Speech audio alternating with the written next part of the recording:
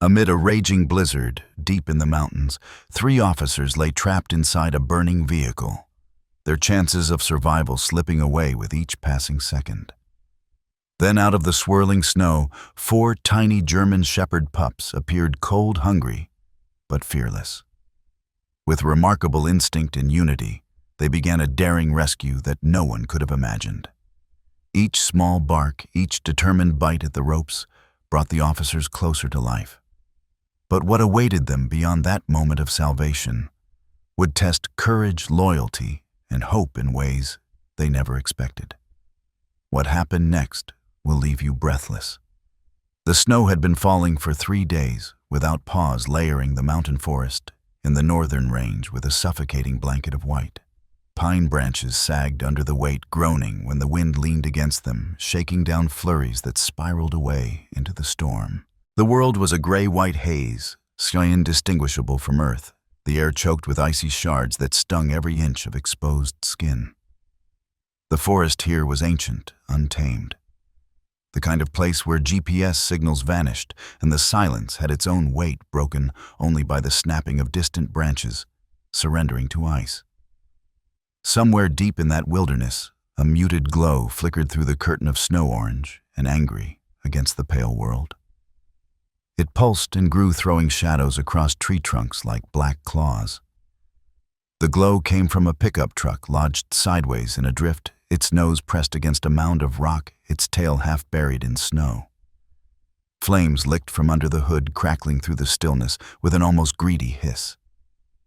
Inside the bed of the truck, 3 men stirred against their will. Their wrists were bound behind their backs with coarse rope gone stiff from the cold, and their legs were free, but cramped knees jammed against rusted metal. The tailgate had been slammed shut, the latch bent so it could not open from within. The air smelled of gasoline and burnt rubber, hot and acrid, even through the icy wind, sneaking in through gaps in the metal. Ethan Cole blinked first, his vision fogging his skull, pounding in rhythm with the flames. At 40, with a frame built from years of patrol duty and harsh winters, he was usually the one others leaned on when trouble came. His hair was close-cropped, peppered with gray. His face lined not from age alone, but from too many nights in the cold, chasing trouble down empty roads. He had transferred to Clearwater County Sheriff's Department 5 years ago, thinking small-town cases would be simpler. They hadn't been. Tonight was proof. "Where are we?" he rasped, his voice barely carrying over the distant whine of wind.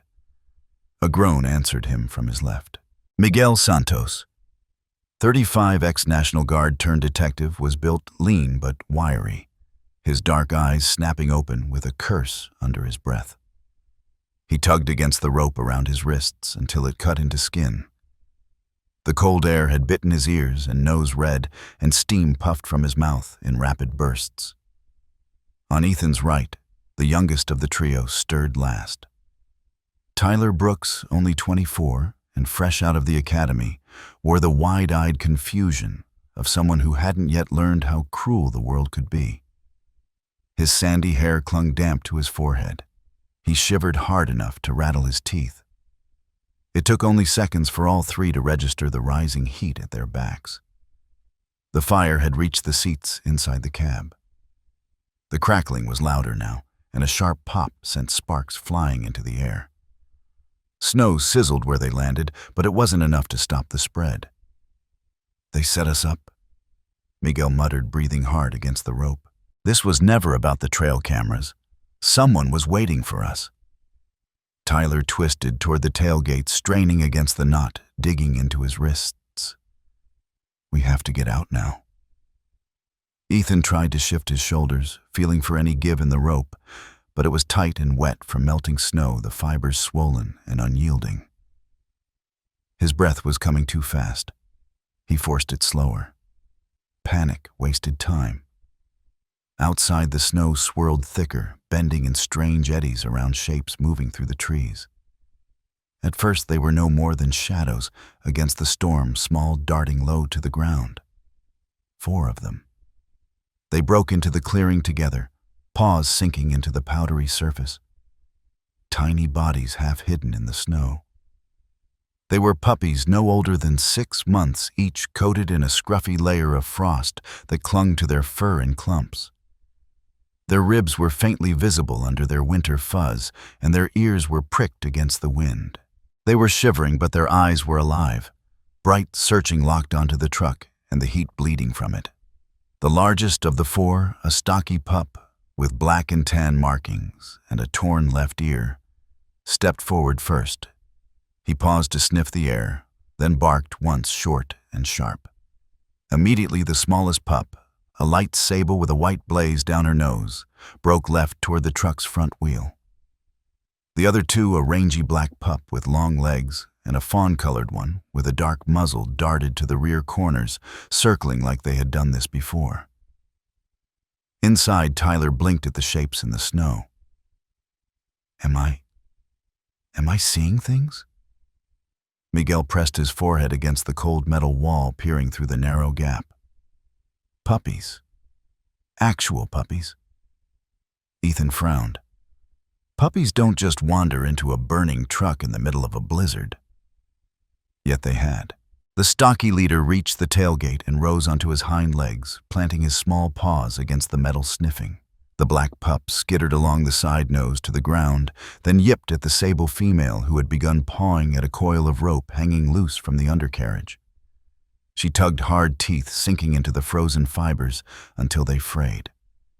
The fawn pup darted to the wheel, well sniffed, then wriggled beneath the bed. A moment later, his head popped up inside the gap where the tailgate didn't quite meet the frame. He nosed against Ethan's wrist experimentally, the wet nose shockingly cold. Ethan froze, meeting those wide brown eyes. Easy, easy, little one. The pup's teeth found the rope. They weren't strong enough to sever it in one bite, but they worked in short, frantic chews, each one loosening the strands. Above them, the black pup had scrambled onto a mound of snow to reach higher, along the truck's side, pawing and biting at the same rope where it fed through a metal loop. The heat from the cab roared hotter now, flames licking closer to the bed. Smoke curled into the clearing, making the puppies sneeze. Still they kept at it. The sable female abandoned the rope under the wheel and darted to the fawn pup's side, both of them working the knot in opposite directions. With a sudden snap, the fibers gave way. Ethan yanked his hands free, ignoring the burn as circulation returned. Hold still, he barked to Miguel and Tyler, turning to work their bonds. His numb fingers fumbled, but found the knots. Behind him, the stocky leader pup dropped back into the snow, barking twice in rapid succession, urgent, commanding. The black pup sprinted toward the drift, at the tailgate's base, began digging furiously. Snow sprang behind him in an arc. Go, Ethan shouted the moment Tyler's wrists came loose. Miguel kicked at the tailgate from inside, once, twice. On the third, hit the latch, gave snow spilling into the bed. The black pup scrambled aside just in time as Ethan jumped down, then turned to help the others. The blast came seconds later. The truck's gas tank, weakened by heat, ruptured in a muffled thud that sent a wave of hot air rolling through the clearing. Shards of metal hissed as they hit the snow. The puppies scattered in 4 directions, regrouping a few paces away, tails low but eyes on the men. Ethan doubled over, coughing against the smoke, then straightened to look at them. The stocky leader limped slightly on his front paw, but his gaze was steady. The others crowded close to him, shaking snow from their fur. Where did you come from? Tyler whispered, voice hoarse. No one answered. Not in words. The leader barked once, then turned toward the tree line, glancing back only long enough to make sure they were watching. The other 3 pups fanned out behind him, forming a loose arrow aimed into the storm. They want us to follow, Miguel said, incredulous. Ethan looked at the flames devouring what was left of the truck, the dark forest beyond, and the 4 small shapes already pushing into the snow. They had just been saved by a pack of half-starved puppies. And now those same puppies were walking into the blizzard as if they knew the way. He didn't know if it was madness or instinct, but he nodded. Let's move. The storm swallowed their shapes quickly, but the leader pup never let them fall too far behind. When the snow rose to the men's knees, he paused to let them catch up. When the wind shifted and the air grew so white they could barely see their own boots, the black pup yipped from somewhere ahead, a guidepost in sound. The sable female circled back, often checking on Tyler, who was slowing from the cold, her little body pressing against his shins in quick bursts of warmth before bounding forward again. The fawn pup stayed near Miguel, head low, occasionally darting aside to sniff at the ground, as if making sure the path was safe. More than once he veered away from what looked like a smooth patch of snow, only for Miguel to spot the faint outline of a hidden snare beneath it. They moved like that human and canine, stumbling and weaving, until the glow of the burning truck was lost entirely to the white wall behind them. Ahead there was only the suggestion of trees and the thin hope that these four unlikely guides knew where they were going. For now survival meant trust.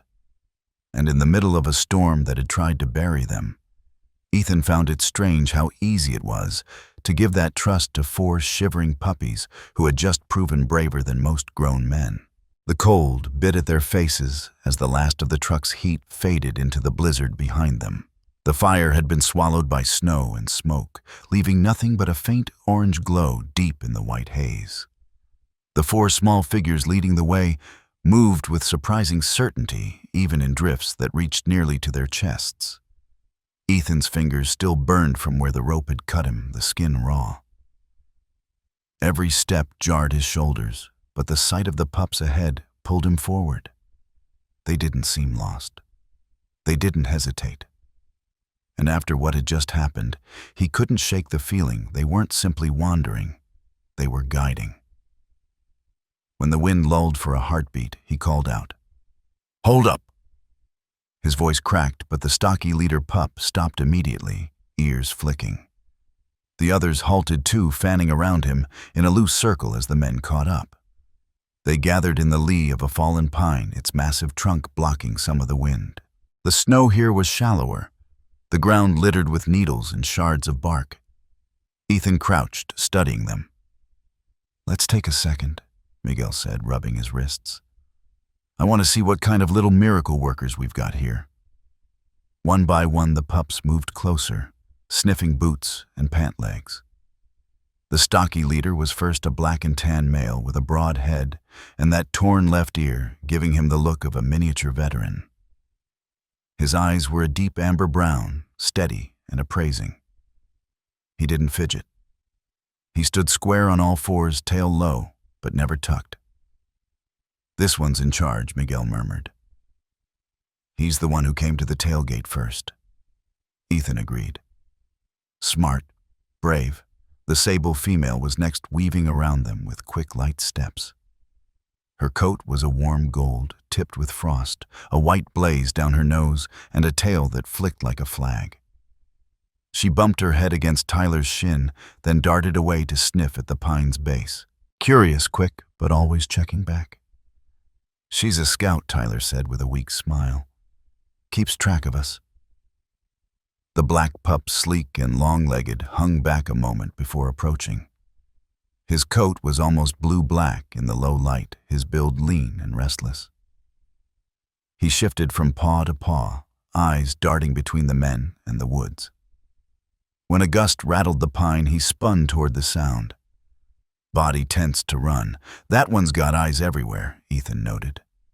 Jumpy, but not in a bad way. He's alert. Finally, the fawn-colored male padded forward. His coat was a muted sand dark around the muzzle and ears, his steps deliberate.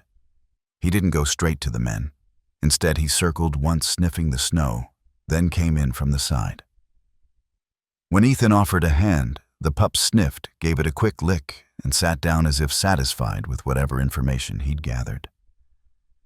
"And that's your tracker," Miguel said, almost in awe. "Checks the ground, checks us like he's mapping everything." The stocky leader stepped closer to Ethan, eyes locking on his, and gave a low chuff, almost like a miniature bark without volume.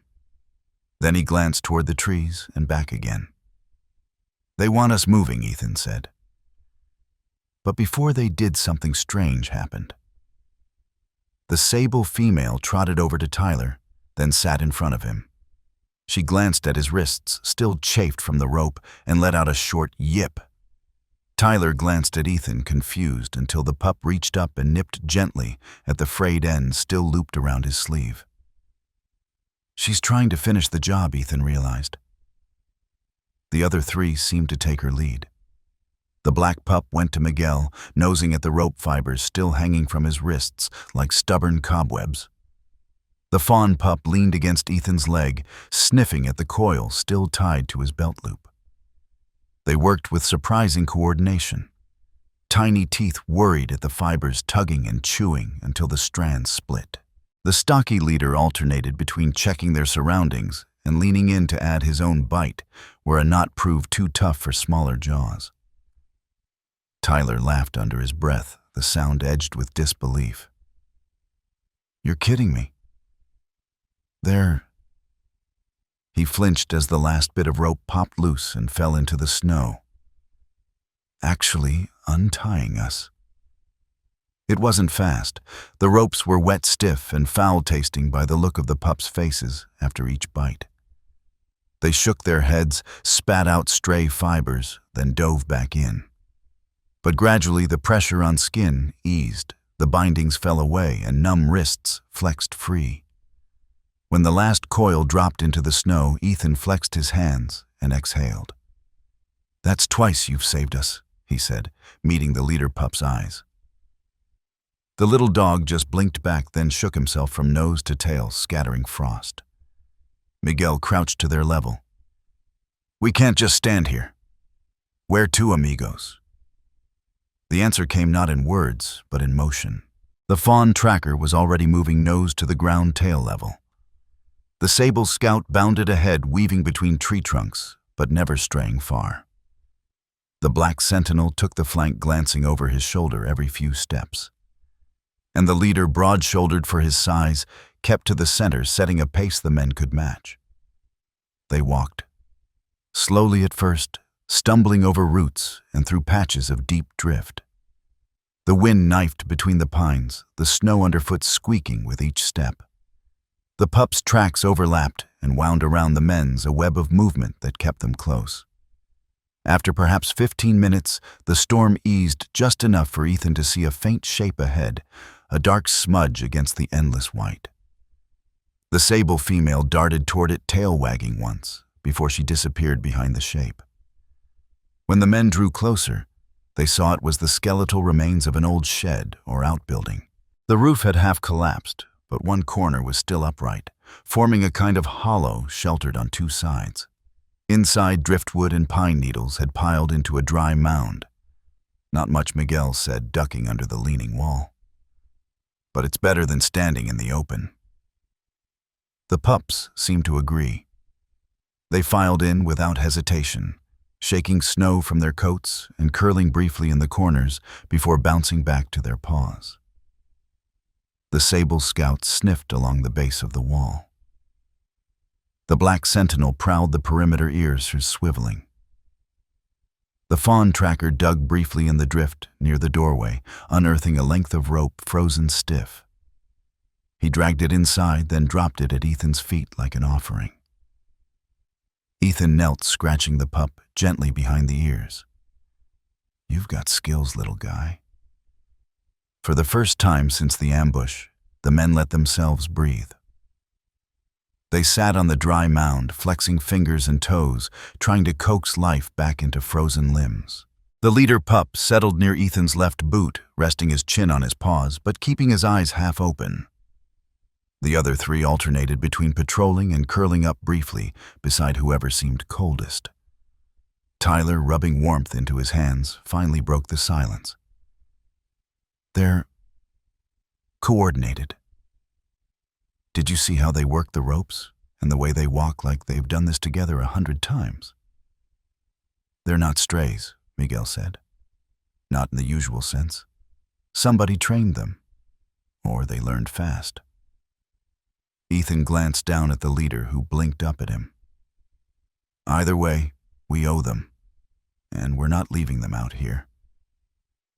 The pups didn't understand the words, but they seemed to catch the tone. The sable scout wagged her tail once. The black sentinel huffed softly, as if in agreement. After a few minutes' rest, the leader stood and shook himself again. He padded to the shed's open side, looked back, and let out a low, urging bark. "Break's over," Ethan said, pushing to his feet. The next leg of the journey was harder. The ground rose, the drifts deepened, and the wind returned with a vengeance. At times, they could see only the pups' ears above the snow. The sable scout stayed out front, zigzagging to find the shallowest route. The fawn tracker paused, often testing the air, then veering to avoid invisible dangers, thin ice over a stream, the shadowed mouth of an old trap. Twice the black sentinel froze mid-step, ears pinned forward. Both times, seconds later, the men heard faint noises through the wind branches, shifting, snow sliding. Once it was only a falling limb. The second time, Ethan was sure it was footsteps somewhere far behind them. The sentinel didn't relax until they'd moved on another 100 yards. They traveled like that until the light began to shift. Not brighter, but colder the way it did before nightfall in a storm. The leader slowed, scanning the trees ahead. Then he turned sharply left, leading them down a shallow slope into a grove, where the snow was thinner, the ground firmer. In the center stood a large fallen spruce, its trunk lifted off the ground by the rise of 2 boulders. Between those stones, where the roots had torn free of the earth, there was a hollow wide enough for the men to crawl into, sheltered from wind on 3 sides. It wasn't warm, but it was still. And in a storm like this, stillness was survival. The men crawled inside, the pups following. The sable scout circled twice before curling against Tyler's side. The fawn tracker lay near the entrance head on his paws. The black sentinel paced once, twice, then finally settled, though his eyes never left the gap. The leader took the center, where he could see all of them. Ethan sat back against the roots, listening to the storm batter the grove. He looked at each pup in turn. They were small. They were shivering. They were probably hungry, but they had found 3 grown men in a burning truck and gotten them out. And now, without hesitation, they had brought them here. Miguel caught his eye and gave a tired smile. "Guess we've been adopted." Ethan huffed a laugh. "Feels that way." Tyler reached down, stroking the sable scout's head. "If we make it back, we keep them, right?" Ethan looked at the leader pup, who met his gaze steadily. "If we make it back," he said, "they go home with us. All 4. Outside, the wind screamed. Inside, the little pack, 8 legs and 6 waded together in the dim hollow, the first fragile bond of trust already taking root in the frozen ground between them. The grove gave them a brief reprieve from the storm, but it couldn't hold back the cold forever. The wind still slid in through the gaps, curling icy fingers around ankles and necks. By dawn, or what counted for dawn, in a sky that stayed the same heavy gray, the snow had settled into smaller, sharper flakes that stung like grit against the skin. Ethan was the first to rise. His back ached from the hard ground, and his legs felt carved from stone, but the urgency in his chest pushed him forward. They couldn't stay here. Not when whoever had left them to burn might still be out there. The leader pup was already awake, sitting near the hollow's entrance, his breath misting in the frigid air. His amber-brown eyes tracked Ethan's every move. When Ethan straightened, the pup shook himself, and trotted toward the trees, pausing to look back. "That's our cue," Miguel said, rubbing sleep from his eyes. Tyler groaned softly but nodded. "Better than freezing here." They stepped back into the forest, the world instantly swallowing them. The snow muffled everything, the creak of branches, the crunch of boots, even their voices. The pines grew taller and closer, their trunks black against the white ground, the canopy blotting out most of the light. The puppies took their positions like it was second nature. Leader in the center, setting a pace that balanced speed with caution. Sable Scout ahead, zigzagging between trees to find the safest path. Black Sentinel to the right flank, pausing often to scan the forest with restless eyes. Fawn Tracker to the left, nose low, checking the snow as though reading an invisible map. At first, the snow was only ankle deep and the ground beneath was firm. But the deeper they went, the more treacherous it became. There were patches where the snow hid jagged rocks, sudden dips, or fallen branches lying in wait. The men stumbled more than once, catching themselves on tree trunks or each other. Half an hour and the first real danger appeared. The Sable Scout, bounding ahead, suddenly skidded to a stop. Her ears flicked forward, and she let out a sharp, high-pitched bark, one Ethan already recognized as a warning. He caught up to find her standing over what looked like an untouched stretch of snow. But when he brushed it aside with his boot, the ground gave way to reveal a steel-jawed hunting trap, its teeth rusted, but still vicious. The snow had preserved it, waiting for anything unlucky enough to step down. "Someone set this for more than deer," Miguel muttered, crouching to snap a photo with the small backup device he still had in his jacket. "It's too close to where we were dumped." The Sable Scout moved aside as Ethan carefully covered the trap again, not to hide it, but to make sure no one in their group stepped there by mistake. "That's one saved ankle," Ethan said to the little pup. She only wagged her tail once before darting forward again. They pressed on. The terrain shifted into a series of narrow ridges and dips, each one funneling the wind until it howled in their ears. Snow clung to their lashes, turning every blink into a moment of blindness. Tyler lagged, his breathing labored, and the Sable Scout circled back each time, bumping her body against his legs, before racing ahead again, as if to say, "Keep going. We're not there yet."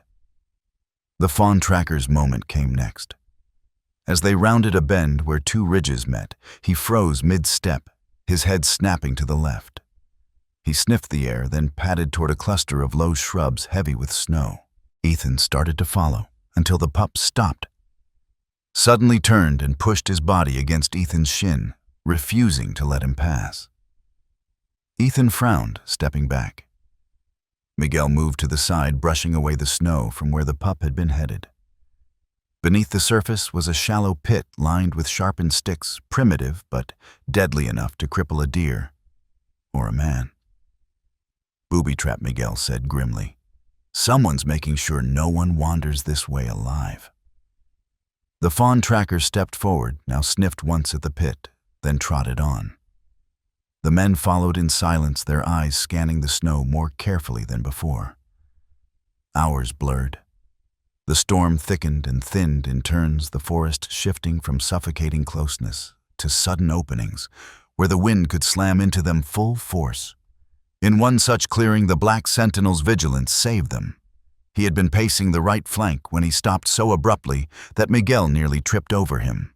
The pup's hackles rose, and his gaze locked upward into the trees. Ethan followed his stare and caught at a flicker of movement on a branch too heavy to be snow. A heartbeat later, a thin wire snapped taut, and a weighted net dropped from above, hitting the snow where they would have walked.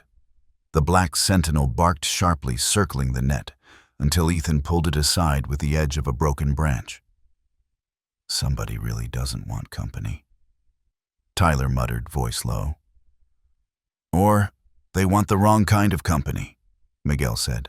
The leader pup stayed silent, just watching them, with his steady amber gaze until they were moving again. By mid-afternoon, judged only by the dull ache in their legs and the dryness in their mouths, the cold had seeped into every joint. Their clothes were crusted with ice, their hands numb despite gloves. The puppies shivered too, but they never stopped. Every time one lagged, another would nudge them forward. At one point, Ethan noticed the Sable Scout slow her pace. Without a word, the leader pup dropped back to run alongside her, their shoulders brushing until she found her rhythm again.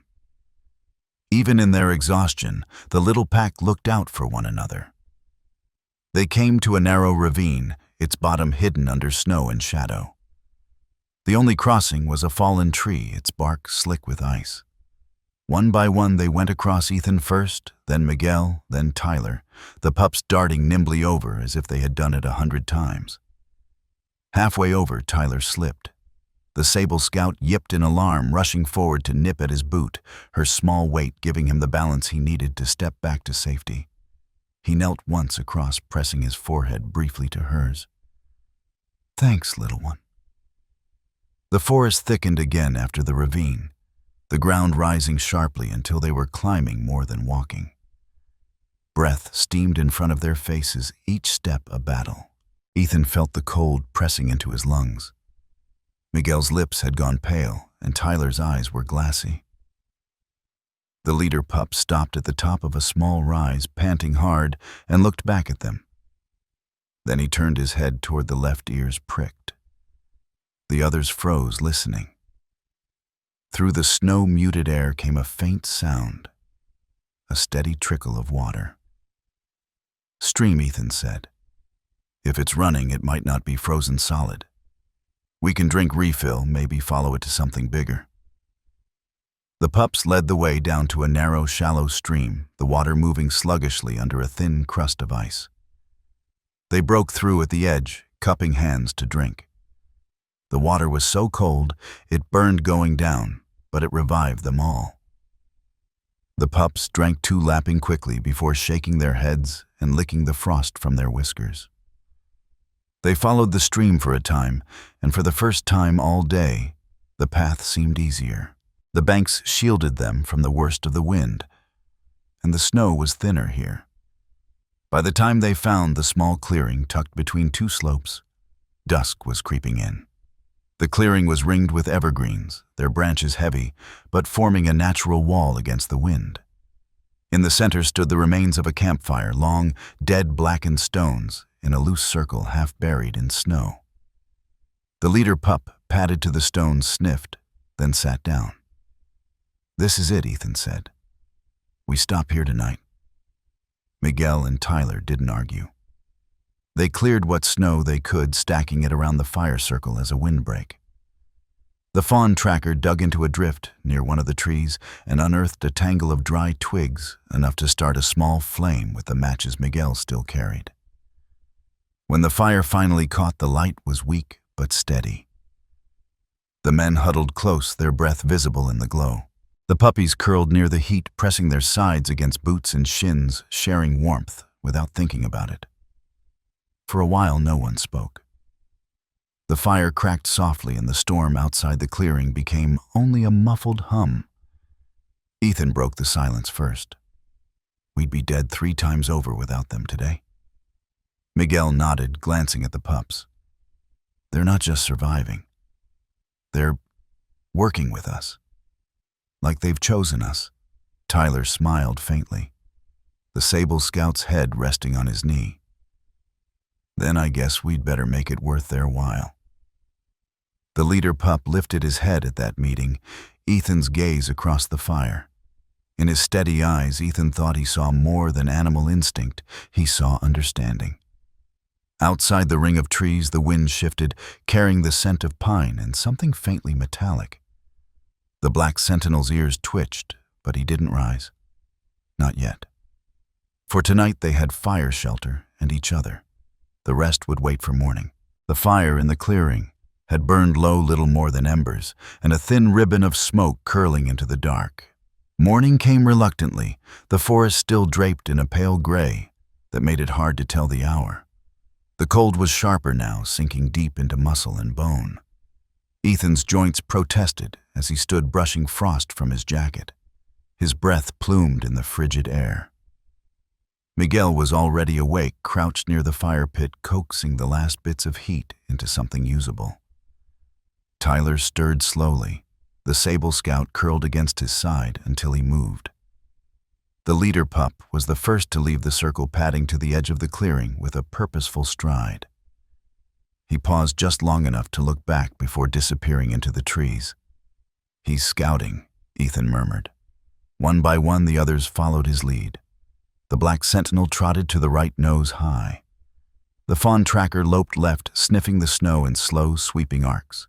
The sable scout darted ahead down the middle path, her tail a quick flick in the gloom. "They're spreading out," Tyler said, pulling himself upright. "Covering ground like they know exactly where we should go."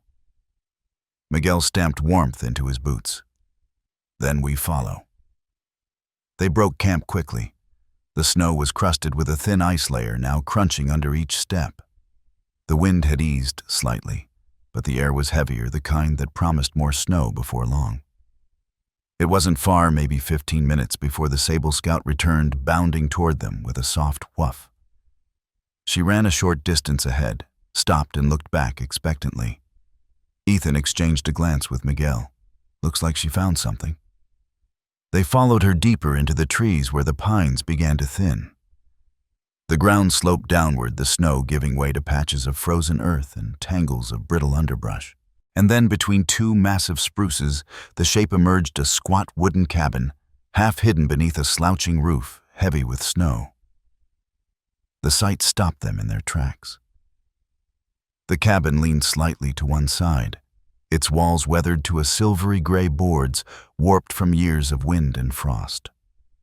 One shutter hung crooked over a window thick with grime. The door was closed, but a gap at the bottom showed a drift of snow pushed inside.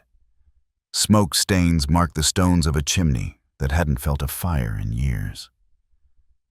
"Looks stable enough," Miguel said cautiously. "Stable enough to get us out of the wind," Ethan replied.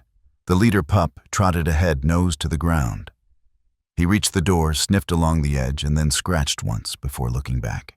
Ethan tried the handle it gave, sticking only briefly before the hinges groaned and the door swung inward. The smell hit first stale air laced with dust-old wood and something faintly metallic like rust. Inside the cabin was one large room. A stone hearth took up one wall blackened from years of use. Beside it, a small pile of split logs sat under a scattering of mouse droppings. A single cot with a mildewed blanket leaned against the opposite wall. A rusted lantern hung from a nail. Along the back wall, shelves sagged under the weight of cans, so old their labels had peeled away, leaving only tarnished metal. The air was cold, colder than outside, but the wind didn't reach here. The silence was thick, broken only by the scuffle of puppy paws on warped floorboards. "Home sweet home," Miguel muttered, stepping inside. Ethan set his pack down near the hearth. "Let's get a fire going before we freeze solid." Miguel knelt at the woodpile, brushing aside debris to find pieces dry enough to burn. Tyler checked the cot, grimacing at the smell, but relieved to find it sturdy. The pups wasted no time exploring. The Sable Scout darted from corner to corner, sniffing every shadow. The black sentinel kept to the windows, peering out between the slats, as though he expected someone to appear at any moment. The fawn tracker nosed along the shelves, his tail wagging once when he found a cracked jar that still held the faint scent of something edible. The leader pup, meanwhile, circled the room twice, then padded to the door and slipped outside. "Where's he going?" Tyler asked. "Probably doing what he always does," Ethan said, feeding kindling into the hearth. "Looking out for us." It was less than 15 minutes before they heard the scratch at the door again. When Ethan opened it, the leader stood there with the Sable Scout beside him. Between them they carried something limp and gray. A squirrel, its fur frosted, but the body still warm. Miguel raised his eyebrows. "Well, I'll be damned." The pups brought their prize straight to the hearth, dropping it onto the floorboards. The fawn tracker joined them, sniffing, then stepped back as if presenting it to the humans. Ethan crouched down. "All right. Not exactly dinner for 5, but it's protein." They cleaned and prepared the small catch as best they could with the limited tools on hand. Miguel cooked it over the fire, the smell filling the small room. The meat was tough, but it eased the hollow ache in their stomachs. The pups got their share, small bites handed directly to them, which they took gently from the men's fingers. When the eating was done, the humans turned to tending wounds. Ethan's wrists were raw from the ropes, the skin cracked. Miguel had a gash along his forearm where splintered wood had caught him in the truck. Tyler's right ankle was swollen from his near slip on the log bridge the day before. The med supplies were sparse, just a roll of gauze, a half-empty bottle of antiseptic, and a strip of clean cloth scavenged from the cot's underside. They worked slowly, cleaning and wrapping what they could. Tyler hissed as Miguel bound his ankle, but managed a grateful nod. The pups stayed close during all of it. The sable scout lay pressed against Tyler's side while he was treated. The black sentinel settled by the door, his gaze fixed on the outside world. The fawn tracker rested his chin on Miguel's boot until the man was done. And the leader pup lay down near Ethan, his head tilted, watching every movement as if committing it to memory. When the fire was burning steady, a faint warmth seeped into the cabin. Shadows danced across the warped walls. For the first time since the night of the ambush, the three men felt something like safety. Ethan leaned back against the cot's frame, his eyes on the leader pup. "You four. You're the reason we're still breathing." The pup blinked once, slow and steady. Then he closed his eyes just for a moment, as if in quiet acknowledgement. Outside, the wind shifted, rattling the loose shutter against the wall. The black sentinel's ears twitched, but he didn't move from his post. The sable scout lifted her head, listened, then settled again. Miguel exhaled slowly. "We should take turns on watch tonight, even in here." Ethan nodded. "Agreed. But for now, get what rest you can. Tomorrow we decide if we keep moving or wait this out." The fire crackled, casting a fragile circle of light in the cold room. The men drifted toward sleep in shifts, the pups arranged around them like small breathing sentries. It wasn't much, but it was enough for tonight. The night pressed down like a weight, the cabin walls doing little to keep it at bay. Outside, the wind had changed, blowing from the north, sharper and colder. It whistled through the smallest cracks in the boards, carrying with it tiny needles of frost that clung to every surface inside. Tyler had curled up on the cot, bundled in the thin, mildewed blanket they'd salvaged, but it wasn't enough. His cheeks were flushed, his eyes half-lidded, breaths shallow and uneven. Ethan crouched beside him, pressing the back of his hand to Tyler's forehead. He swore softly under his breath. "He's burning up." Miguel looked up from where he was feeding another piece of split wood into the hearth. "In this cold? That's not good." "It's fever," Ethan said grimly. "Could be from the ankle, could be from everything else." He pulled the blanket tighter around Tyler, but it was like trying to hold back the tide. The sable scout, who had been lying near Tyler's hip, lifted her head at the change in his breathing. She shuffled forward and pressed her small body against his side tail, curling over his thigh as if to anchor him in place. The fawn tracker moved in next, circling once, before settling against Tyler's legs, sharing what little heat his compact frame held. The black sentinel came last, slipping away from his post at the door just long enough to lie down at Tyler's feet. The leader pup remained near Ethan, watching as if waiting for instructions. Ethan gave a faint, tired smile. "You know what you're doing, don't you?" The pup blinked slowly in answer. They kept the fire fed, but the cold was relentless. The cabin's air was dry, the kind that cracked lips and made every breath feel thinner. Miguel dug through the shelves again, finding nothing of use beyond the same expired cans. They didn't dare feed Tyler anything that might make him worse. Hours passed in fits of restless silence. Tyler would stir, mumble something, words slurred into nonsense, and then slip back into shallow sleep. The sable scout licked his fingers gently, each time a small grounding touch. Ethan's gaze stayed on the fire, but his mind drifted. He saw a different room, one warm with lamplight and the smell of cinnamon. His wife Grace moving through their small kitchen in a faded sweater, humming a song he could never place. She'd always worried about him in winter patrols, made him promise to carry extra gloves, extra everything. She died on a hiking trail in the Bitterroots 7 winters ago, a fall that came without warning. He had been the one to find her. Since then, the cold months always felt sharper, as if the air itself remembered. Miguel broke the quiet. When I was stationed in Kandahar, there was a kid couldn't have been older than 12 who brought us water every morning. In summer, that water was life. In winter, it was hope. I didn't think about it much then, but... He glanced at the pups. Sometimes the smallest things are what keep you standing. The leader pup tilted his head at Miguel's voice, then returned his gaze to the door. Miguel sighed. Tyler's tough. He'll get through this. Ethan wasn't sure if Miguel was reassuring him or himself. Tyler stirred again, and the next hour, his eyes flickering open for a few seconds. Cold, he whispered. We're here, Ethan said softly. Rest. The black sentinel shifted, then ears pricking. He got to his feet and padded to the door, sniffing at the gap at the bottom. His tail was stiff, body tense. Ethan caught the movement instantly. What is it? The pup glanced back once, then pressed his nose to the wood again, listening.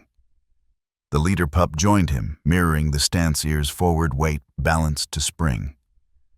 Miguel stood slowly, hand going to the rusted poker by the hearth. The wind outside carried nothing they could hear, but the pup's stillness was enough to keep them frozen in place. After a long minute, the leader pup's body eased.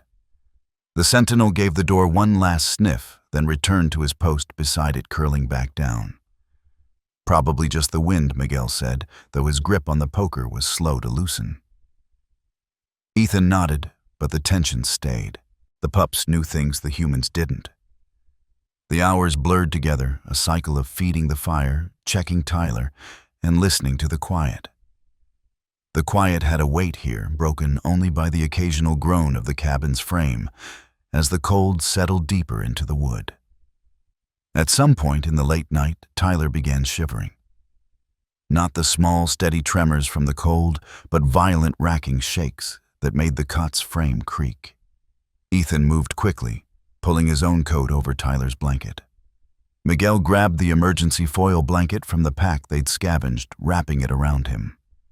The pups responded too, the sable scout pressing harder against his side, the fawn tracker curling up along his chest, the black sentinel bracing his body across Tyler's ankles, the leader pup tucking himself along Tyler's back. Between the 4 of them and the layers of fabric, the shivering eased slightly. Ethan sat back on his heels, exhaustion pulling at him. You've got a team here, kid, he murmured to Tyler. No one's letting go. Miguel glanced over. We should take turns sleeping. One of us needs to be awake if he gets worse. Ethan nodded. You first. I'll watch. Miguel settled against the wall, eyes closing almost instantly. The firelight painted deep lines across his face shadows that made him look older than he was. Ethan kept his gaze moving Tyler, the pups, the door, the window.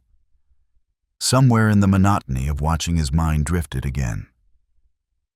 This time, it was to his first year in Helena, a case involving a missing teenager. He'd searched for 3 days in sub-zero weather, the cold gnawing at his bones. When they found her alive, frostbitten but alive, it had felt like the first truly good thing in months. That moment, her smile through cracked lips had stayed with him. He thought of that now as he watched the slow rise and fall of Tyler's chest, the tiny movements of the pups breathing with him. Sometimes survival was nothing more than holding on long enough for help to arrive. By early morning, Tyler's fever had plateaued, not gone, but no longer climbing. The flush in his cheeks had lessened, and his breathing was steadier. The leader pup rose quietly, padding to the door. He scratched once, not the sharp, urgent sound from danger, but a softer one. Ethan stood curious. When he opened the door a crack, the pup slipped out into the thin morning light. The black sentinel followed. The other 2 stayed curled by Tyler's side. It was less than half an hour before the leader returned, a small bundle of dry twigs clamped in his jaws. The sentinel had a strip of bark. Both carried them straight to the hearth. Miguel, now awake, chuckled softly. They're learning to keep the fire going. Ethan smiled faintly. Or they already knew. The twigs caught quickly, the fire strengthening. The warmth felt deeper somehow, as if it reached places the thin cabin walls couldn't touch. By the time the day settled fully into its muted gray, Tyler was sleeping more peacefully. The pups rotated between guard duty, short forays outside, and lying pressed against him. Ethan stepped to the doorway, once looking out over the snow-covered clearing.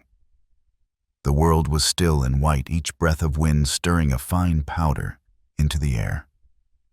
For the first time since the ambush, he felt a cautious thread of hope. Inside the cabin smelled of smoke-old wood and the faint musk of wet fur. The fire popped, Miguel hummed under his breath, and Tyler's fevered rest continued under the watch of 4 small, determined sentries. They were still stranded in the middle of nowhere. The cold was still lethal. But they weren't alone, and that made all the difference. The day had passed in a kind of uneasy quiet. Outside, the forest lay buried in a blanket of white, the light thin and washed out as if the world had been drained of color. Inside the cabin, the fire gave off a muted glow, its warmth doing little to thaw the sense of something off.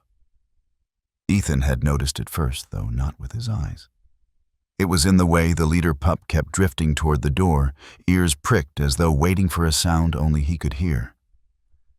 The black sentinel was more obvious. He'd abandoned his usual post near Tyler to pace in slow, restless loops, pausing to sniff every seam of the wall. By mid-morning, the sable scout had stopped her usual quick explorations and was sticking close to the windows, her gaze fixed on the tree line beyond.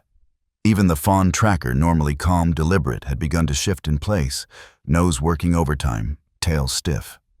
They're acting strange, Miguel murmured from near the hearth. Ethan didn't look away from the door. Not strange. Alert. The leader pup moved again, padding to the door and pressing his nose to the gap at the bottom. He gave a short, sharp woof, a sound Ethan had learned meant pay attention. Miguel rose, grabbing the rusted poker they'd been using as a weapon. I think they know something we don't. Ethan cut in. The black sentinel suddenly froze mid-step, head turning sharply toward the back wall of the cabin. His ears flicked once, twice, then locked forward. The sable scout joined him, standing on her hind legs, to peer through a warped slat between boards. She growled low in her throat, the sound barely more than a vibration. Ethan moved to the wall, peering through the narrow gap. At first, all he saw was white snow on branches, snow drifting down. Then something darker, small and angular, lying half buried near the base of a spruce. "What is that?" he muttered. Miguel joined him, squinting. "Looks like a piece of equipment." Ethan glanced at the leader pup, who was now standing at the door again, body tense. "Let's check it out. Quick." They opened the door just enough to slip outside. The cold hit instantly, sharp and clean, stealing their breath. The leader pup bounded ahead, the black sentinel flanking him, while the fawn tracker took a slow circling route, as if to cover the rear. The sable scout darted between them, moving in short bursts, scanning the trees. The object lay half covered in fresh snow. Ethan knelt beside it, brushing the powder away with gloved hands. A compact drone emerged from beneath a matte black shell. Its blades bent and snapped, one arm twisted nearly off. A small lens was cracked, but intact enough to see the faint reflection of his face in it. "This isn't a toy," Miguel said, crouching beside him. "That's tactical grade. Military or high-end private." Ethan turned it over. There was a small serial number etched into the casing, not a brand, not a store model.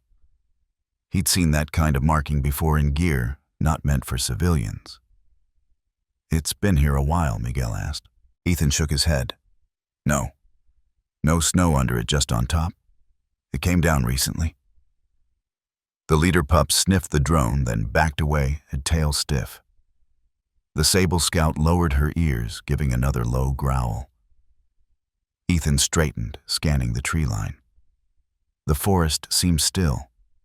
But that was the thing about this kind of stillness, it could hide anything. They took the drone inside, setting it on the cot.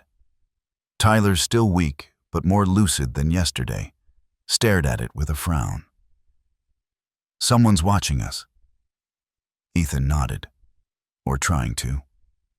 The pups didn't settle once they were back inside. The leader paced between door and window. The black sentinel resumed his rounds along the walls, and the sable scout kept returning to that narrow gap in the backboard. The fawn tracker, usually quiet, stayed pressed against Miguel's leg ears, twitching at every sound. "We need to plan for trouble," Miguel said finally. Ethan agreed. "First step, keep the fire low. Less smoke to see from a distance." They let the blaze die down until it was little more than coals, feeding it only enough to keep the room from freezing solid. The dimmer light cast longer shadows, making every movement seem sharper. Next, they blocked the cabin's gaps as best they could. The fawn tracker followed Ethan, sniffing each seam in the boards before he stuffed it with strips torn from the cot's mattress cover. Miguel moved furniture against the weakest parts of the wall, while Tyler kept his pistol recovered from the wreck site within arm's reach. By early afternoon, the tension had settled over them like another layer of cold. Every creak of the cabin's old wood was an intruder's footstep, every gust of wind a whisper too close to the door. The pups never relaxed. The sable scout would sit still for 5 minutes, then suddenly dart to a window, nose pressed against the glass. The black sentinel's pacing never slowed. Even the leader took breaks from his watch, only to check on Tyler, then return to stand near the door. When Ethan caught himself glancing out the window for the 10th time in an hour, he forced his eyes away. That was how fear worked. It made you look where you expected danger instead of where it might actually come from. Still, when the sound came, they all heard it. It was faint, almost lost in the wind, a muted crack like a branch snapping under weight. The leader's head shot up instantly. The black sentinel froze mid-step. The sable scout slid from her spot at the wall to stand at Ethan's feet, her tail rigid. Miguel's hand found the poker, not the wind. Ethan moved to the front window, keeping low. The view was nothing but drifting snow and the vague shapes of trees. Then a flicker, a shadow crossing behind a spruce trunk, gone as quickly as it had appeared. He ducked back, heart pounding. Someone's out there. Tyler shifted on the cot, grimacing. "One person," Ethan shook his head. "Didn't see. Could be more." They waited. The forest gave nothing back, no more cracks, no more shadows. But the pups stayed locked in their tense stances, every muscle ready. As the light began to fade, Ethan spoke quietly. "We hold tight tonight. No fire after dark. If they're out there, they'll either wait or move in. Either way, we'll be ready." The pups seemed to understand.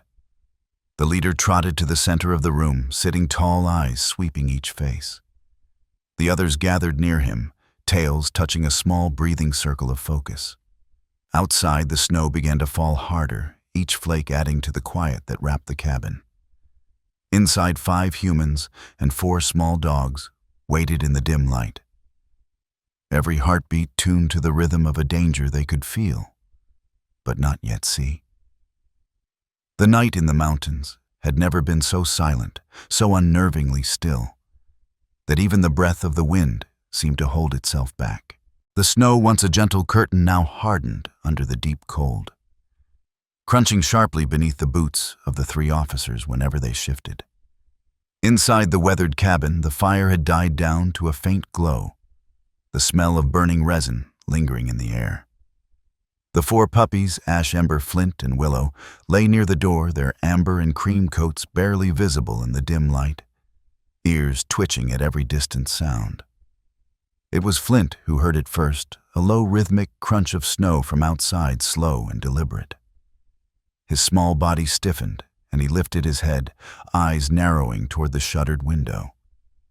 Willow sensed the change instantly and stood up beside him, her breath puffing in small clouds. Ash, the boldest of the four, gave a low, almost inaudible whine, as if calling the humans to attention. Ember padded toward Officer Dale's side, nudging him awake with a gentle paw to the arm. "What is it?" Dale murmured, voice rough from his lingering fever. But the moment he saw the posture of the puppies, all alert, muscles taut, his own body went tense. Officer Mara, who had been sitting with her back to the wall, leaned forward, eyes sharp. "They hear something," she whispered, moving toward the small side window. She lifted the corner of the frost-crusted curtain just enough to peer outside. At first, she saw only the pale gleam of snow under moonlight. Then movement. A dark figure slipping between the tree trunks, followed by two more shadows. Her breath hitched. "We've got company," she mouthed to the others.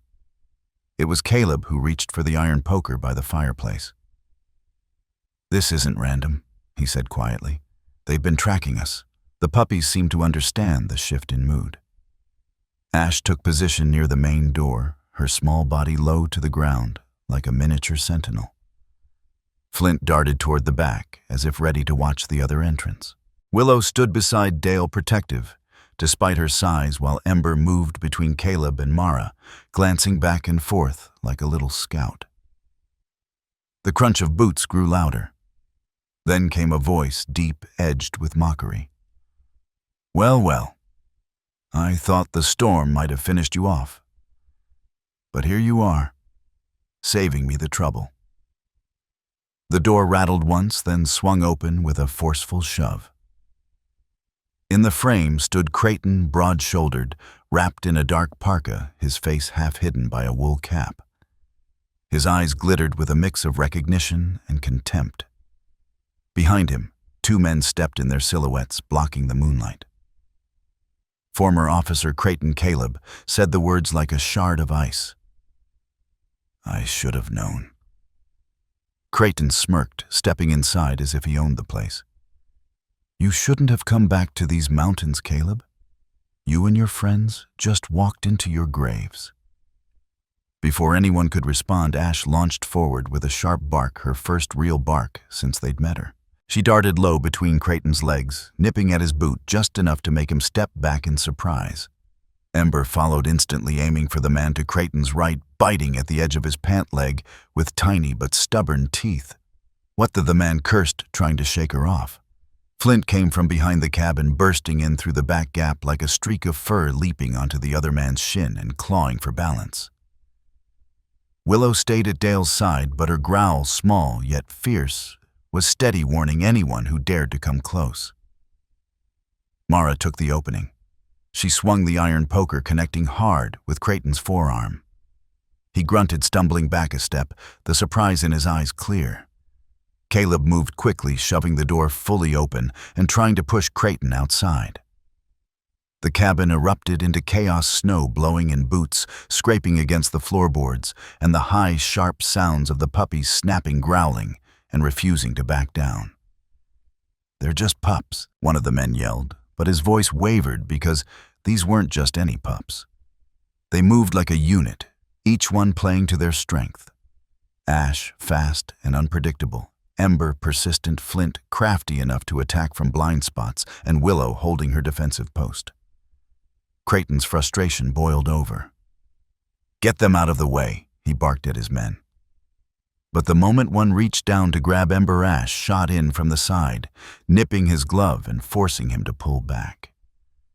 In the scuffle, Dale spotted something glinting from Creighton's jacket, a small waterproof pouch that had fallen partially open. Inside, tucked against a black leather notebook, was a set of photographs and a flash drive.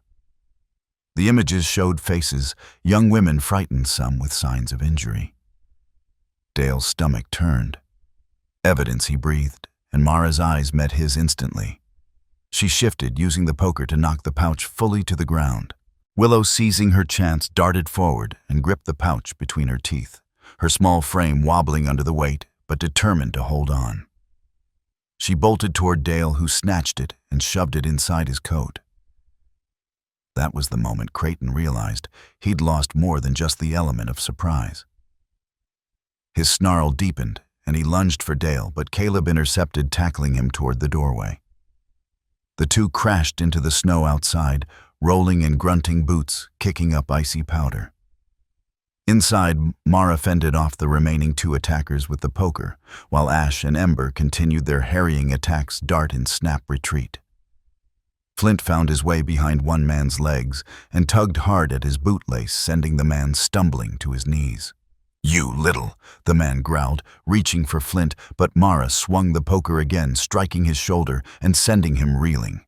Creighton's men, realizing the fight wasn't going their way, exchanged a look. One grabbed the other's arm, and with a curse they bolted into the trees, leaving Creighton struggling against Caleb in the snow. The former officer finally shoved Caleb off, just enough to retreat, his breath coming hard in white clouds. "This isn't over," Creighton hissed, backing away toward the shadows. "You think those pups can protect you? We'll see how long they last out here." And then he was gone, swallowed by the night, his footsteps fading into the forest. The silence that followed was broken only by the puppies panting. Ash padded toward Mara, tail wagging in short bursts, her sides heaving. Ember sat down beside Caleb, looking up at him with bright, expectant eyes. Flint shook himself, scattering bits of snow before curling near the fire as if nothing had happened. Willow, still near Dale, rested her head against his knee. Caleb closed the cabin door firmly, sliding the latch into place. "We just made things a lot more dangerous," he said, voice low. "But we also have what we need to bring them down." Mara knelt, running her fingers through Ash's fur. "They're tiny, but they fight like they've been doing this their whole lives." "They saved ours," Dale added quietly, his hand brushing over Willow's small head. Outside, the wind picked up again, carrying with it the faint echo of something moving far off in the forest. The danger was still out there, closer now, angrier than before. But inside the cabin, under the dim glow of the rekindled fire, there was also a growing certainty. The bond between the officers and the four puppies had been sealed in this first real battle, not by words, but by action, loyalty, and a courage far greater than their size. And in the flicker of the flames, each one of them knew this was only the beginning. Snow lashed at their faces as the storm swept across the mountains, churning the air into a blur of white. Each gust seemed determined to push them back toward the burning skeleton of the cabin they had just abandoned. The smell of smoke still clung to their clothes, mingled with the metallic tang of adrenaline. Behind them, shouts and curses echoed through the trees. Creighton and his men were not far. Dale stumbled first, his boot catching on a root hidden beneath the drifts. Evan grabbed him by the arm, hauling him upright without breaking stride. Mark, bringing up the rear, kept his gaze sweeping the flanks, pistol drawn, but held low to conserve his freezing hands. The four German shepherd pups darted in and out of the snow ahead of them, their small bodies leaving winding trails that crisscrossed the men's own heavy footprints. They weren't just running in panic. Each pup seemed to take on a role as naturally as breathing. Scout, the boldest, kept a few yards ahead, sniffing and weaving, alert for changes in the wind. Patch stayed close to Dale, glancing up at him as though measuring his strength. Willow darted sideways, often checking the shadows for movement. And Flint, the largest of the litter, took up the rear guard, occasionally turning his head to growl softly at the distant shouts. The forest here was dense old-growth pines rising like black pillars against the snow-glow sky. Branches groaned under the weight of fresh snow, and occasionally a clump would fall, landing with a muffled thump that made everyone flinch. The terrain dropped sharply in places, and the men often had to brace themselves against trunks as they descended, boots slipping on hidden ice. Somewhere behind a gunshot cracked just one, then silence. It was enough to send a tremor through the group. Dale's breathing had grown shallow, and Evan could hear the wheeze in each exhale. "Keep moving," he urged, though his own lungs burned from the cold. They came to a ravine, its edges slick and treacherous. Scout paused, whining, pacing along the rim. Below, a narrow stream cut through the ice, the water moving sluggishly, but not frozen over. The only way across was a fallen tree half covered in snow, its bark slick with moisture. "You first," Mark said, gesturing to Dale. The injured man shook his head, but before he could argue, Willow trotted forward, placed her small paws on the log, and scrambled halfway across. She paused, looking back, tail wagging once, as if to say, "It's fine." One by one, they crossed, knees bent to keep balance, hands clutching at invisible air. Dale nearly lost his footing halfway, but Patch darted ahead of him and barked sharply, snapping his focus back. On the far side, Flint was waiting, body tense, eyes fixed on the trees beyond the ravine. It was then that they heard it, the faint crunch of snow from the direction they had come. Not the random settling of drifts, but the steady, purposeful tread of boots. Creighton's men were closing in. "Move!" Evan hissed. They pushed forward, weaving through a cluster of boulders where the snow lay in deep, undisturbed pockets. The cold seemed to intensify, numbing fingers and clouding thought. More than once, Dale swayed as if sleepwalking, only to be nudged by one of the pups. The land began to rise again, and the climb drained the last reserves of strength from their legs. Scout suddenly stopped ahead, ears pricking, then bounded toward a shadow in the slope, a dark cleft in the rock barely visible under the snow. A shallow cave, maybe. Shelter. They reached it moments later. It was nothing more than a hollow beneath a massive overhang, the rock face curving outward to create a space barely deep enough for them to huddle inside. Still, it broke the wind, and the roof of stone above kept the worst of the snow from piling in. The men collapsed onto the cold ground chests, heaving. The pups circled them, tails low, panting clouds of steam into the frigid air. Flint limped slightly as he lay down. Evan noticed a thin line of red against his pale fur, just a scratch, but it made his gut twist all the same. Patch had a tear in one ear, and Scout's paws were raw from the ice. Mark dug through his pack, producing the last scraps of dried meat and a small metal flask. He handed the food to Dale first, then Evan, before breaking off small pieces for the pups. They ate without hesitation, though Flint paused long enough to rest his head against Evan's knee, eyes half closed. The wind outside howled like some ancient creature, its voice curling into the stone hollow. Every so often a crack sounded in the distance, wood breaking, or perhaps ice shifting under weight. The men said little. The only communication was in glances and the quiet reassurance of the pups pressing close. As night began to settle, Mark shifted toward the cave mouth, peering out into the gloom. "We'll stay here till dawn," he murmured. "Moving now is suicide." Evan nodded, though unease prickled his skin. He had the distinct feeling that the forest itself was holding its breath, waiting. Somewhere out there beyond the snow and trees, Creighton was doing the same. The pups curled in against the men, their small bodies radiating warmth disproportionate to their size. Dale's breathing grew steadier, the feverish flush easing under the shared heat. In the darkness, Evan's hand found Flint's fur coarse and comforting, a silent reminder that they were not alone. Tomorrow they would have to move again, farther, faster, into deeper wilderness. But for tonight, under the low ceiling of stone and the constant roar of the wind, they were together. Bruised, frostbitten, hunted, but alive. And in that fragile temporary safety, they let themselves believe they could make it. The storm had not lifted by dawn. Pale light seeped into the forest like water through a cracked wall, slow and uncertain, casting the snow in a dull leaden glow. The cave had kept them alive through the night, but every muscle in their bodies protested as they stirred. Evan's breath came out in long, slow plumes as he sat up, his back stiff from the stone floor. Mark was already crouched at the mouth of the hollow, his shoulders hunched against the cold, scanning the pale world beyond. The 4 pups began to move before the men did, shaking off the snow that had gathered on their fur overnight. Scout stretched forward on his paws, tail lifting in a tired wag, while Willow bounded in a half-circle before returning to nuzzle Dale's arm. Patch, quiet as always, pressed against Evan's leg, as if sensing the tension in the air. Flint stayed close to the entrance ears, twitching at every sound.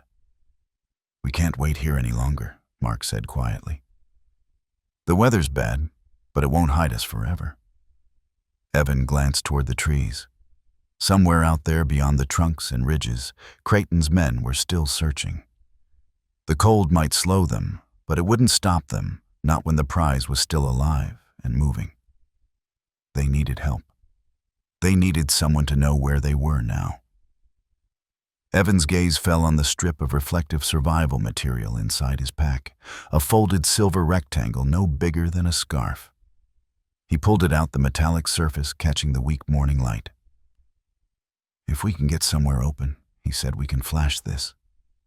And we have something better." He looked toward the pups. 4 sets of eyes blinked back at him. "Better?" Mark asked, frowning. Evan crouched, resting his palm on Scout's neck. "Voices carry in this forest. So do barks. If we can get high enough on that ridge," he pointed to a steep slope half buried in snow, "we can make noise.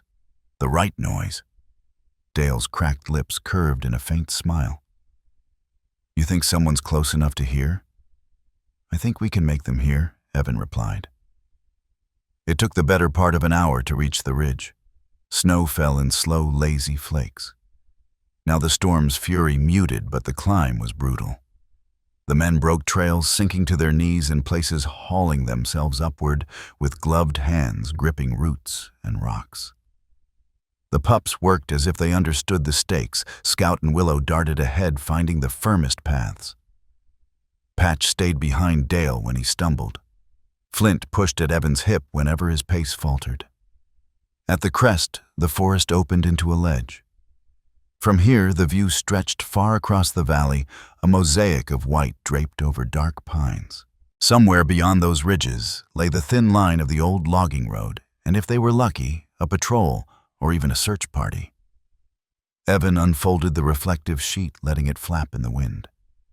He crouched low, catching the faint gleam of sunlight breaking through the clouds, and began angling the surface to send flashes toward the horizon. Mark, beside him, pulled the emergency whistle from his coat and gave 3 sharp blasts. But it was the pups who made the forest come alive. At Evan's command, Flint lifted his muzzle and barked a deep, sharp sound that echoed through the cold air. Scout joined in almost instantly, his higher pitch carrying farther, followed by Willow's rhythmic yips. Patch barked only once, but it was enough. The sound mingled into a chorus that bounced off the slopes, threading through the trees. Minutes passed. Then, faint at first, there was a reply. Not another bark, not an echo. A mechanical hum, low and steady, rolling closer through the air. Evan's head snapped up. "Listen." The sound grew steady as a heartbeat. Rotors, helicopter rotors. Mark's jaw tightened in disbelief.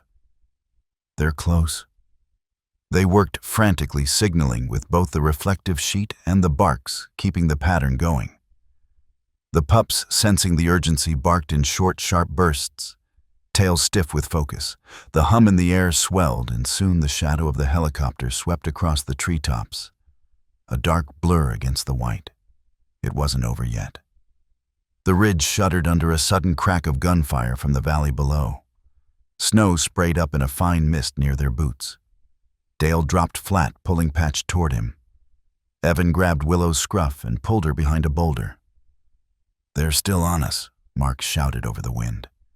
From their cover, they could see dark figures moving through the trees on the slope below, Creighton's men no more than a few hundred yards away. The helicopter circling was looking for a safe landing spot, but the terrain made it slow to commit. Evan's mind raced. If the enemy reached the ridge first, the rescue would turn into an ambush. "We have to hold this position," he said. Mark took the far edge of the rock, keeping his weapon trained on the tree line. Evan stayed low still, waving the reflective sheet when he could, while the pups never stopped barking. Each sound was both a plea and a warning, carrying through the forest like an unbroken chain of hope. The helicopter swung lower, and through the whipping snow, Evan saw the side door slide open. A figure leaned out, scanning the ridge, then raised an arm in acknowledgement. The thump of the rotors grew thunderous.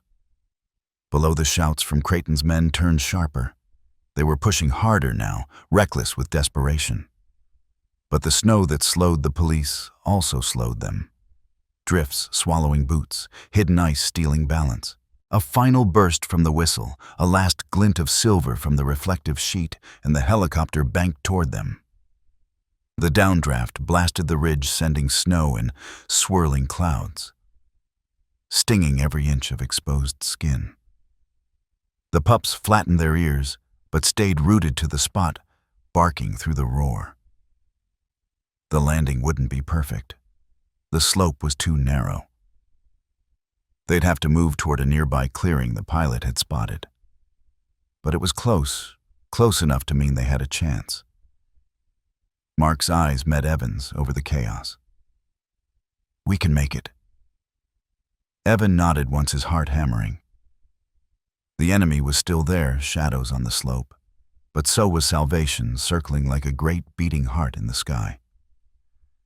Between them lay only a short stretch of forest, a path they would have to take at full speed, carrying the last of their strength in every step. And so, with the hum of rotors above and the growl of pursuit below, they prepared to move, tired, frozen, but bound together by a thread of belief that had survived the night. The pups gathered close, eyes, bright bodies trembling with energy. Hope was within reach, but danger was still breathing down their necks. And when they broke from the ridge, it would be a race neither side could afford to lose. The abandoned observation post loomed against the snowy horizon, its silhouette barely visible through the thick curtain of falling snow.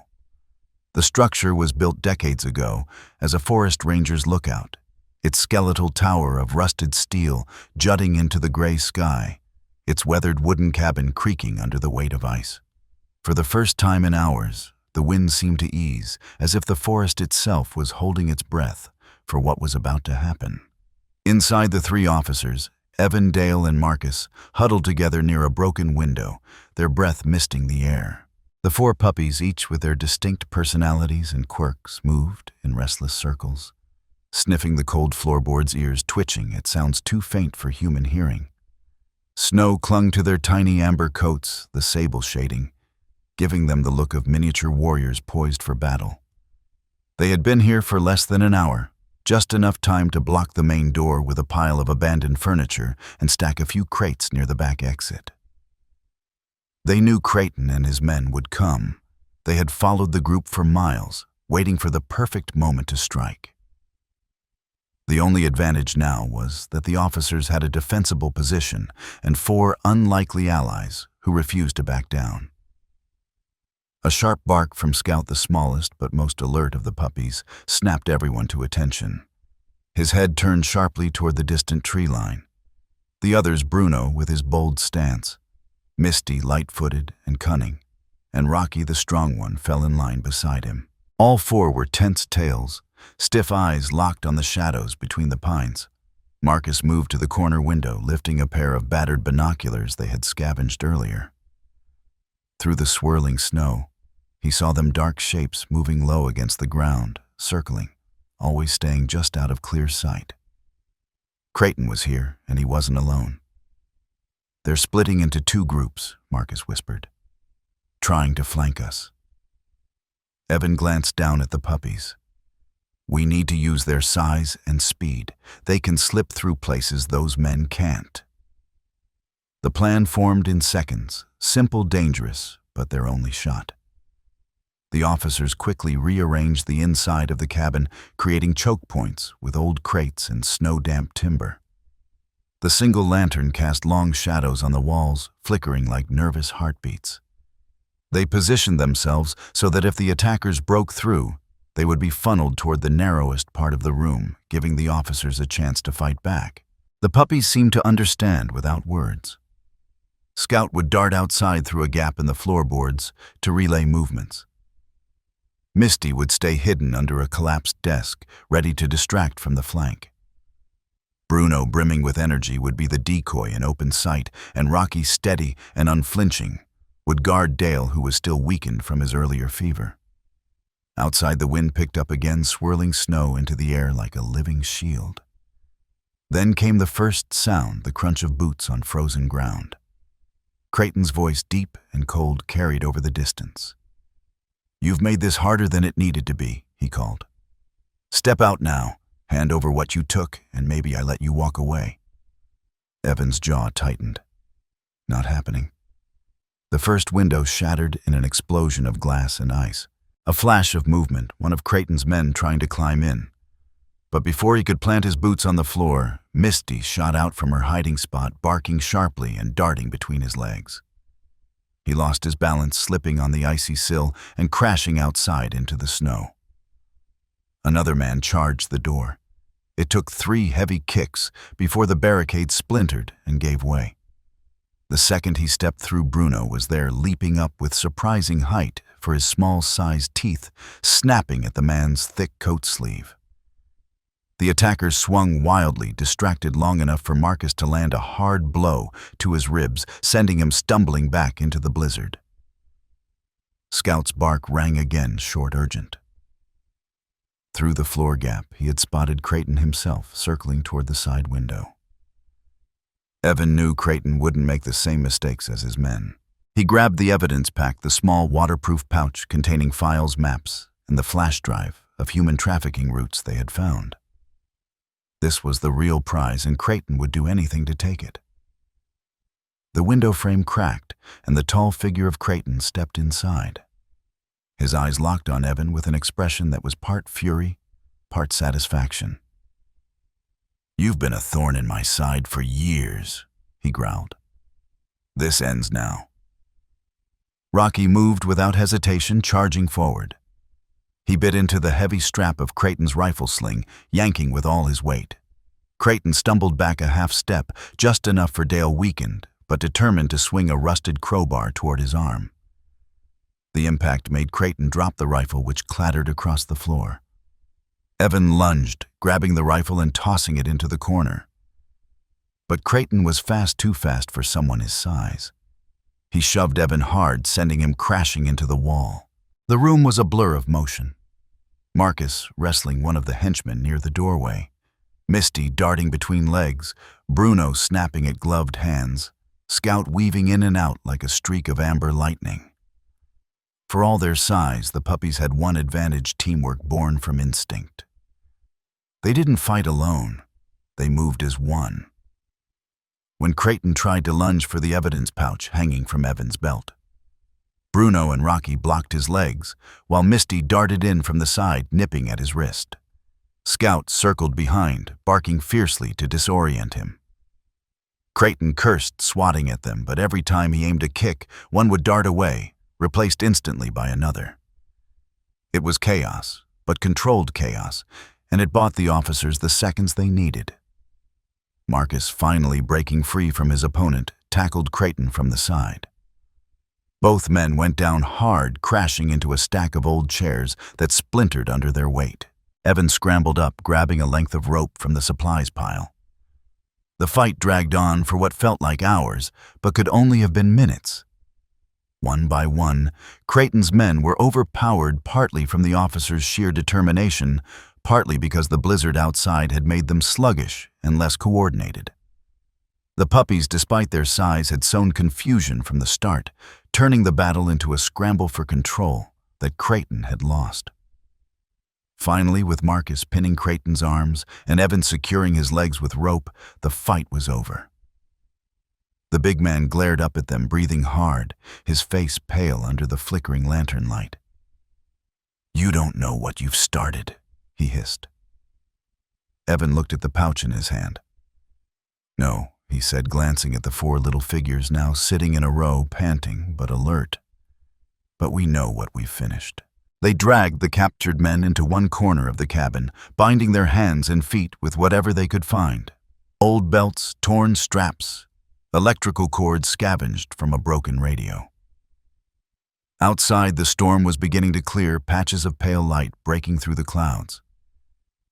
Somewhere in the distance, a faint sound rose above the wind, the rhythmic thump of helicopter blades. Relief washed over the group, but it was tempered by exhaustion. Evan crouched down, running a hand over each puppy's head in turn. "You saved us," he murmured. "All of you." The four wagged their tails, their amber coats glistening in the thin sunlight. They didn't understand the words, but they understood the tone, and they leaned into the touch with quiet satisfaction. As the helicopter drew closer, the officers exchanged glances. This wasn't just survival anymore. It was loyalty, unspoken and unbreakable. They had fought side by side, trusted each other when there was no one else to trust. And in the middle of it all were four tiny lives who had proved themselves giants in courage. Evan stood, the pouch still clutched in his hand. "Let's take them home," he said simply. Outside, the snow sparkled in the growing light. The nightmare in the forest was over. But the story of this bond between 3 officers and 4 brave puppies was only just beginning. The whirring thump of rotor blades cut through the icy air, a sound that seemed to melt away the layers of exhaustion clinging to the group. Snowflakes swirled violently in the helicopter's wake as it descended toward the clearing near the abandoned observation post. The beam of the searchlight swept across the battered figures below, 3 officers wrapped in torn winter gear and a small cluster of 4 shivering puppies pressed close against them. For a moment, no one moved. It was as though the scene had frozen in time, framed by the howl of the wind and the pounding in each survivor's chest. Then Dale's voice cracked, the silence half choked with relief. "They found us. They actually found us." The first medic leapt from the chopper before it fully touched down, boots sinking deep into the snow. "Over here," he called, waving to the others as he knelt beside the group. The sight of the 4 puppies drew a startled look from him. Tiny, frost-tipped ears, fur matted from days of cold, yet eyes bright and unyielding. "Let's get you all out of here," he said softly, slipping a thermal blanket around the smallest pup, a sandy-furred one, with a determined gaze. The others received their own wraps, each one cocooned in warmth as medics checked for frostbite and injuries. One pup whimpered when a paw was examined, the faint pink of healing cuts visible against the white fur on its toes. The officers, battered but upright, allowed themselves to be guided toward the helicopter. Inside, the blast of warm air felt almost unreal. Their faces, drawn and pale, began to regain some color. Dale's fever was checked immediately, a medic frowning before setting up an IV. "We'll get you stabilized," she assured him.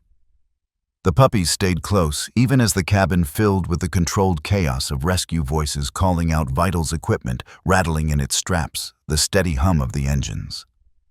They huddled together on a fleece-lined stretcher, occasionally glancing toward the officers, as if to confirm that everyone was still here, still safe. Hours later, the helicopter touched down on a floodlit landing pad. A small crowd awaited them. Uniformed officers, investigators, and even members of the press drawn by the news that the missing team had been found alive in the middle of the worst snowstorm in years. But before the cameras could close in, the rescue team ushered the survivors inside, away from the cold and noise. In the medical wing, the officers received treatment for dehydration, minor wounds, and frostbite. Dale's fever began to drop under the steady care of the staff. The other 2, Reed and Mason, sat in adjoining beds, still in disbelief that the ordeal was over. The puppies, cleaned and wrapped in fresh blankets, were settled into a heated pen nearby, their tails wagging faintly when the officers came to visit.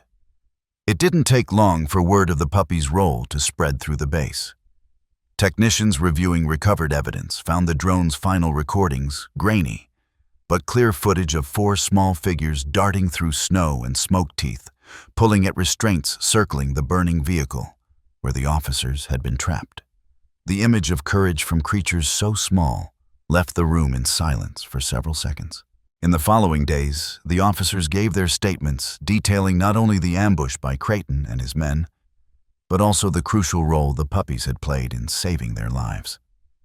The evidence they'd secured, the documents, encrypted drives, and hidden recordings, was enough to dismantle the human trafficking network Creighton had been guarding.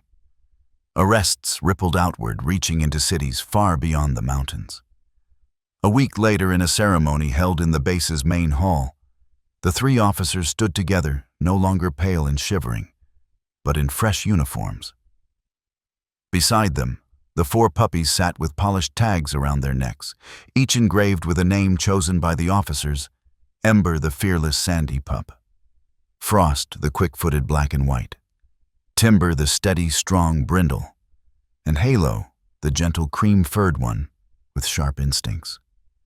When the commendation was read aloud, praising unwavering bravery and instinct beyond training, the crowd erupted in applause. The puppies tilted their heads at the soundtails sweeping against the floor. That night, after the hall had emptied and the noise faded into memory, the officers gathered in the base courtyard with the pups. The snow had stopped falling, and the moonlight laid a soft silver sheen over the ground. Ember pawed at Dale's boot.